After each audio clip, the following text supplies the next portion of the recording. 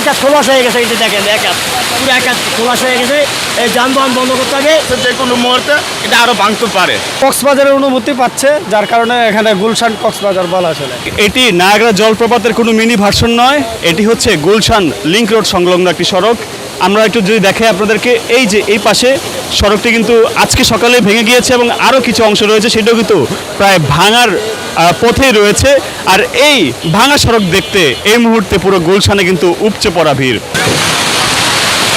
এই যে প্রায় 1 বা 1.5 ইয়ার মতো রয়েছে। এই যে সয়েল আছে পরে 1.5 ফুট ভিতরে গেছে। জি 1.5 ফুট পাকা হয়ে গেছে। এই যে স্যার, এই যে একা একা, এই যে একা, এই যে দেখেন একা, এই যে আর দোকান একা খোলাস হয়ে গেছে একা, এই যে একা খোলাস হয়ে গেছে, এটা দেখেন একা পুরো একা খোলাস হয়ে গেছে।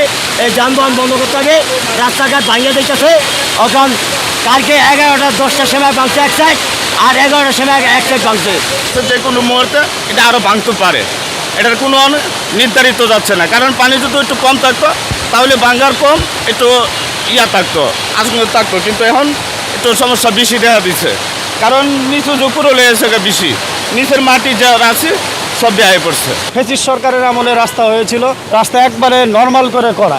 গুলশান কক্সবাজারে যে এখানে দেখেন বাচ্চারা সবাই বিভিন্ন এলাকা থেকে, আপনার ভাটারা থেকে, আপনার রামপুরা থেকে, তারপরে বসুন্ধরা থেকে সব বাচ্চারা এসে এখানে ওই অনুভূতিই পাচ্ছে, যার কারণে মানে কক্সবাজারের অনুভূতি পাচ্ছে, যার কারণে এখানে গুলশান কক্সবাজার বলা চলে। ভাই এখানে আসলাম যে এই যে ভাঙ্গে গেছে, কালকে থেকে আমরা চলতে পারি না, যাইতে পারি না, এমন অবস্থা যে জামজটে পড়ে থাকি। তাই এখানে একটা ব্রিজ হলে ভালো হইতো, এই ব্রিজে তো চলতেছে না, এই ব্রিজে পানি যাইতে পারে না, আমরা হলো চলাচল বদ্ধ হয়ে গেছে, এমন অবস্থা আমাদের খুব কষ্ট হইতেছে। কি এই যে দেখতেছেন তো, মানুষ চলাচল এমন বদ্ধ হয়ে গেছে, আমরা তো কঠিন অবস্থায় আছি। আমরা যদি না চলতে পারি তাহলে 2 টাকা রোজগার করবো কেমনে? ইনশাল্লাহ যদি বৃষ্টি না হয় আর, তাহলে আল্লাহ রহমত করলে মনে করেন যে আজকের ভিতরে এটা কমা যাইতে পারে আশা করি। আর যদি যখন বৃষ্টি হয় তখন মনে করেন যে এটা আরো ভাঙতে পারে, এটার কোনো গ্যারান্টি নাই।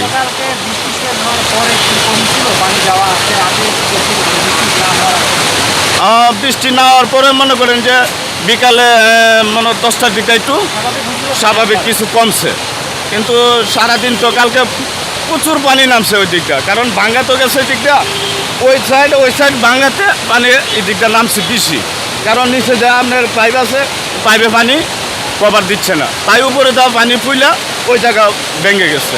গুলশানের মতন জায়গায় এরকম অবস্থা হবে না, এটা ভাবা হয় নাই। এটা ফেসিস সরকারের আমলে রাস্তার মানে দুর্নীতি কিভাবে হয়, রাস্তাঘাটের পরিস্থিতি দেখলে বোঝা যায়। এটা সামান্য বৃষ্টি হলেই যে এরকম কক্সবাজারের মতো হবে এটা আশা করা যায় না। বর্তমান সরকার কি ব্যবস্থা নেয় এটা আমরা জনগণরা দেখব। কালকে 11টার সময় এই ঘটনাটা ঘটছে, যখন পানি তোলে এখানে কালাচাঁদপুর থেকে শুরু করে সব পানি এখানে আসে। এখানে 2টা বড় বড় ছিল, এখন সামান্য একটা পাইপ, 2টা পাইপ দিয়ে এই গাছপালা কিছু থাকবে না, সব ভাঙে যাবে। আমি এখানে 29 বছর যাওয়া আশা করি, আমি মানরাজ ইন্টারন্যাশনাল স্কুল কলেজের স্টাফ। কালবাদ দিয়ে প্রতিদিন আমার কলেজ খোলা, কি যে হবে একমাত্র আমরা জানি, অথচ আমরা ইনকাম ট্যাক্স দিই। আসলে এখানে আসার পরে দেখতে পারলাম মানুষের খুবই মানে অবস্থা খারাপ। মানুষ হাঁটা চলা যাওয়ার জন্য এই গুলশানে কিন্তু অনেক লোক চাকরি করে, এখান থেকেই বেশিরভাগ যাতায়াত করে। যাতায়াতের জন্য খুবই মানে দুঃখজনক, এই সাইড দিয়ে তো লোকজন যাইতেই পারতেছে না। কালকে তো খুবই ভয়াবহ ছিল, আজকে তাও তো মোটামুটি মানুষজন যাতায়াত করতে পারতেছে। হ্যাঁ একদম মানে এরকমের আর কখনো হয় নাই, একদম কখনো এরকমের অবস্থা বা পরিস্থিতি হয় না, কখনো চিন্তাও করা যায় না যে এই জায়গার মতো মানে গুলশানের জায়গা এরকম। কালকে আমরা গাড়ি নিয়ে বের হতে পারি নাই, হাউস থেকে যে গাড়ি নিয়ে বের হবে এরকম পরিস্থিতি ছিলই না। কালকে আমরা ডিউটিতে আসছিলাম, এসে আবার চলে গেছি। এখান থেকে আমি মোটরসাইকেল নিয়ে আসছি, গাড়ি নিয়ে তো পুরো একদম পড়েই গেছিলাম। এরকম ভয়াবহ অবস্থা আর কখনো হয় নাই।